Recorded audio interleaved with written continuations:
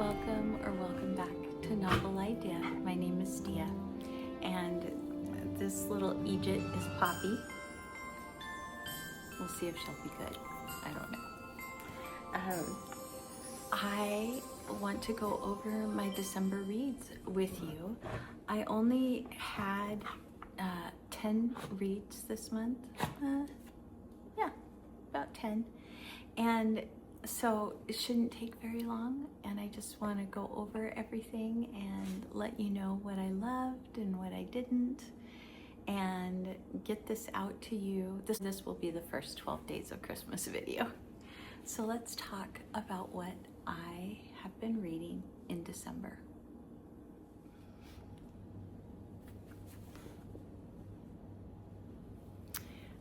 I'm sipping some tea this morning. I have, I think it's called Holiday Cheer. It's by Harney & Son. And Poppy is not going to get off my lap. So, let's go over the books that I can just put a picture up of. And because I do not own copies of them. So, and I think most of them are fantasy. 2 of them are fantasy and 1 of them is a cozy mystery. So the cozy mystery that I read was The Beast of Littleton Wood, or Woods, and it is by T.E. Kinsey, and it is one of the Lady Hardcastle mysteries. I think this was the only one I haven't read, or hadn't read, and it was typical Lady Hardcastle and flow and the banter and the fun that is the series. I've enjoyed it right from the beginning. I read the very first book the year that it came out, and I've read them in succession pretty much ever since. It was a good time. I really enjoyed it. I needed to have something that was, you are being a pill. So this one, there has been something attacking sheep, and then of course a person ends up dead as well, and of course Lady Hardcastle and Flo help the police in their area to solve the mystery. And so it was wonderful. I really enjoyed it, and it was really just what I needed. Something short, not too long, not too much of a headspace book. And then I read Sorcerer to the Crown. I believe that Topher from Topher's Library is the one that I heard about this from. I'm not positive about that, but I think that's right. And it is by, let me look at my notes, Zen Cho. And this is, it reminded me so much of Jonathan Strange and Mr. Norrell. But in a more contemporary way, even though it's not set in contemporary times. It's set pretty much at the same time as Jonathan Strange and Mr. Norrell, but it doesn't feel Dickensian in its telling. And so this is the story of Zacharias, who is I want to say, was he a prince? I'm not sure. I want to say that he was a prince who was taken into slavery from one of the island colonies at the time, and is adopted by the, what do they call him? He's like the highest sorcerer in the kingdom at the time. And he and his wife don't have any children, and he is quite young when he is taken, and so they adopt him, and he teaches him sorcery, and it is an uproar with the Sorcery Council because of his skin color and the fact that he is not a true Englishman. And so anyway, it's kind of the story of how he grew up, and then kind of what becomes his pursuit of changing the way that things are accepted or not accepted. And also it's a story of love and family, and it's about learning to trust, and I just really enjoyed it. It had a couple of things that kind of let it down for me. It felt repetitive in some places, and I felt like we kept kind of coming back around to the same point that the author was trying to make, and I felt like I've got it. I understand that, but for the most part, it was wonderful. And lastly, the other fantasy that I read this month was The Floating World by Axie O, and it is a Korean fairy tale or folklore reimagining. Axie O is the one who wrote The Girl Who Fell Beneath the Sea, and I really enjoyed that one as well. It has a love story. I'm talking about, well, The Girl That Fell Beneath the Sea has a little bit of a love story too, but it doesn't feel inappropriate. And so this one is the story of, or the reimagining of the folklore of the Celestial Maiden. And we start off with Sun Ho, who is part of the underworld and has been sent, along with many other swords for hire, to retrieve the Celestial Maiden from the overland that has escaped there. She was presumed dead, but has since been found, and they have been sent to bring her back because people want to control her. They want to use her because of the power that she has. Meanwhile, she's been living in the overworld and has kept her powers a secret her whole life. And something happens where the people who have been raising her are in danger. And as a result of that, she goes on a quest to find a way to heal and make things right with one of these people who have raised her and that she loves. And of course she runs into Sun Ho, and they don't realize that who the other person is, and so things kind of progress from there. But I just thought it was a great story. It's very much a setup, though. I think it's going to be a duology at least because of the way that the book ends.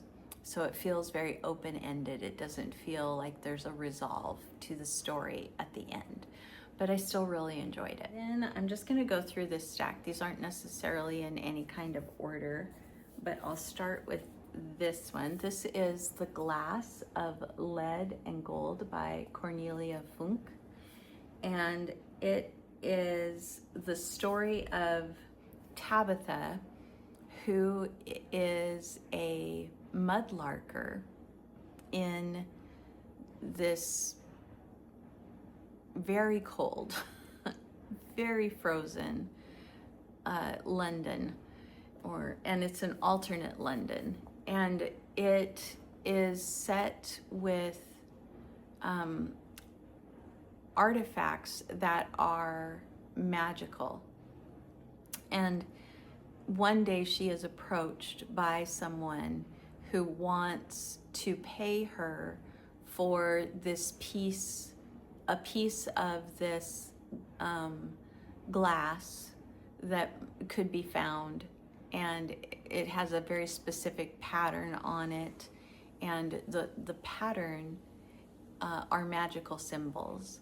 And she has found a piece of this, and she didn't know that it was really worth anything, but she has kind of this sixth sense about what is valuable and what isn't. And so she picked it up and she set it aside and she kept it. But this man really wants it. And so when she goes to retrieve it, she is followed and has to be rescued. And she has never trusted anyone either. She is an orphan. She's never trusted anyone. And she, again, has to learn to trust, and who is trustworthy, and what that opens inside of her. And then also it's kind of a game of trying to do what is right and how that affects your life in comparison to just giving in to what is wrong or what wrong thinking people want of you. And I just really enjoyed it. It's short. It's not very long. I don't think it's even 100 pages. Let's see. 90 pages long. It was a quick little read. Really enjoyed it. I've got 3 quick little reads here in a row. This is How 6 Found Christmas. And this is the story of a young girl who has never experienced Christmas. She hears about it. She hears about the wonders of it. And so she sets out to look for Christmas for herself. And along the way, she meets somebody who wants to know what Christmas feels like. And she meets another one that wants to know what Christmas smells like. And then she meets another one who wants to know what Christmas tastes like. And she wants to know, and another one that wants to know what Christmas sounds like. And all along she says, come along and we'll find out together, because I don't know. And then she finds something, and it's something that she's not used to seeing, has never found before. And she assumes that that must be Christmas. And everybody that has come along with her at this point agrees with her. This must be Christmas. And the kind of moral of the story is that Christmas, as long as it makes you hear things and believe things and feel things that are precious and uplifting and cozy and sweet, that is the spirit of Christmas. And that is what Trina Sharp Hyman kind of points you towards in her story. She did illustrate this, and the illustrations are absolutely charming. I should have said that Cornelia Funk illustrated this, and these illustrations are also very good. These ones are all in black and white, but these ones have quite a bit of color in the drawings as well. And then I also have, I want to see really quick if this is, yeah. Okay, so this one is illustrated by David Knight and Reese Lynette, and in this is Paul Gallico's Snowflake. And this is literally the story of a snowflake who is formed and falls to earth, and just kind of her life experience of how she transforms through the seasons, and what she looks to hopefully, bring to the world, and what she finds to love, and what she finds to rejoice in. And it was really, really sweet. I will say it's very heavily messaged, and so on. It feels allegorical in a way. So that is something to keep in mind. But again, little tiny book. I think this one is probably about 60 pages. Let me see. 64 pages. 64. So that's that. I reread A Christmas Carol. I chose to do P.J. Lynch's version, and just about every page in here has an illustration by P.J. Lynch, and it's wonderful. Here's an example of a full page one. Scrooge is with Tiny Tim and Bob Cratchit after the story is about to end, and it's just wonderful. Here's the ghost of Christmas Present showing him ignorance and want there under his robes. It was really, really wonderful. Beautiful version. And then with my friend Becca from Read Becca, I read The Willows in Winter by William Horwood, and he says right at the beginning that he wrote this because he wanted to, he absolutely loved Wind in the Willows growing up, and he wanted to have more stories of these creatures, and especially Toad. He really, really loved Toad. And so at the end of Wind in the Willows, it says that Toad was indeed a changed creature. He was not the same Toad. And William Horwood went, oh, no. That will never do. We can't have that. We need Toad to be the way that he is. And he really emphasizes the beauty of diversity in community and friendships, and just what that means. And we had gruff badger, and we had sweet accepting mole, and we had Ratty, who was so wise, and just all of these other ones that joined them. Enjoyed it. Very much a winter story. As it says, it takes place actually over a couple of winters, and it was wonderful. It was really wonderful to be back with them. Both Rebecca and I agreed that this was just fabulous. All right, and then I'm not quite finished with this one yet, because Advent season is not over, but I have been reading through Waiting on the Word. This is by Malcolm Geet, and this is a poem a day with some exposition on that poem. And the poem is sometimes from Malcolm Geet, but oftentimes he is using a poem by someone else, and we are talking about it. So it's both. It's not all his poetry. It's oftentimes from John Milton or John Donne, or let's see, who's this one by? David Grieve. So there were poets, there were poets in here that I was unfamiliar with, that I want to look into and see more of their poetry.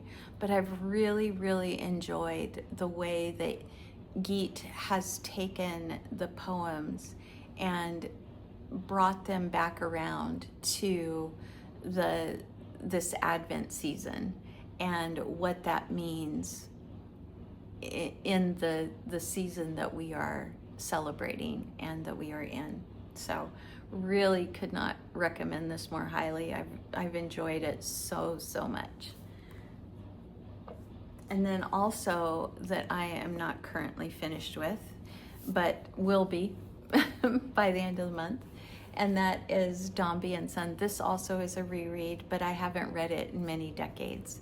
And what an absolute master Charles Dickens is at taking you into the moment that he is writing about and really giving you characters to love and hate and to not know whether you love or hate.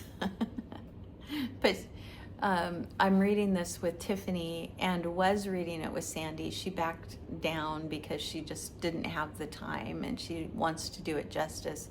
But one of the things that she said when I said, I don't know how I feel about some of these characters, is it's always good to question when it's Charles Dickens writing because you can almost always guarantee that the characters are going to be complex and you're not going to know whether or not they are someone you can trust. And so anyway, loving this. This is the story of the Dombey family, and even though it says Dombey and Son, this is much more about others than it is about his son in particular. Although his son is a major player at the beginning, it doesn't necessarily stay that way throughout. So like I said, it's just been wonderful. And I'm so in love with reading Dickens in December. I did participate in Dickens in December just by reading A Christmas Carol and Dombey and Son. But I also have been going through Celeste from A Reader's Almanac. I've been doing her bingo board and have been checking those off. That is not specifically December though, it's winter. And so I have until the end of January for that one. So I might do a specific reading update for the bingo board, but I'm enjoying it. And then also for Chantel Reads All Day's final shelf challenge for the year is Frosty. And I read several that can count for it, so I will put one of those in for that slot. But anyway, really have enjoyed the reads this month. Nothing too wowing to where I think that there's going to be something that is an all-time new favorite kind of thing, but I thoroughly enjoyed everything that I read. So it's definitely one of the best months of reading, even though there were only 10 books. So I hope that you have had a great December reading time as well. And I'll be back very soon with another video because, like I said, I'm going to try to do the 12 days of Christmas. So you've been so good this last half. Good job, little one. Would you like to say goodbye to the people? You want to? Come here. Oh, all right. There we go. Bye, everybody. Merry Christmas. I hope that it's been wonderful, and Happy New Year.